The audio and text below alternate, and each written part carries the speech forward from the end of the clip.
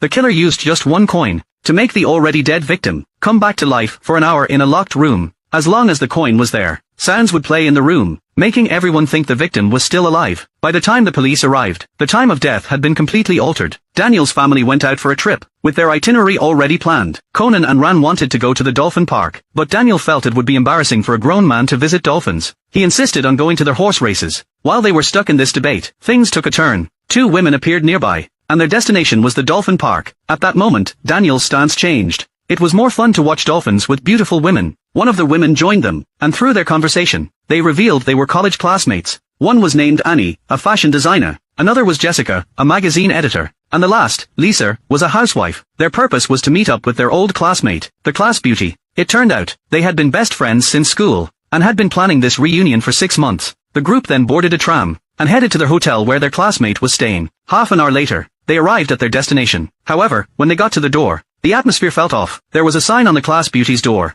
and when they knocked, there was no response. Annie turned the doorknob, and found the door wasn't locked. The three women entered the room. Daniel was about to follow, but Ran stopped him. Before he could protest, a loud scream echoed from inside. Daniel rushed into the room, to find the class beauty lying in a pool of blood. A knife plunged into her chest. The TV in the room was still on, but the screen suddenly went blank. Conan took a closer look, and discovered the TV was an old coin-operated model, where one coin allowed only an hour of viewing. Soon, Officer Jack arrived with his team. The preliminary estimate was that the time of death was around 1 p.m. Daniel immediately pointed out, this matched the clues at the scene. When they rushed into the room, it was exactly 2 p.m., and the TV had turned off at that moment. This meant the class beauty had been killed shortly after turning on the TV. The detective deduced, the killer might have been a thief. Next, the surveillance team found a can of pepper spray in the victim's pocket. Considering she lived alone abroad, it made sense that she would carry such a weapon. But Conan noticed something strange. If she had a weapon on her, why didn't she use it before dying? This suggested the killer was likely someone she trusted, someone familiar. Soon, Conan discovered another clue in the snacks on the floor. The ice cream wasn't the usual brand the hotel provided, but a new product from a convenience store. This struck Conan as suspicious.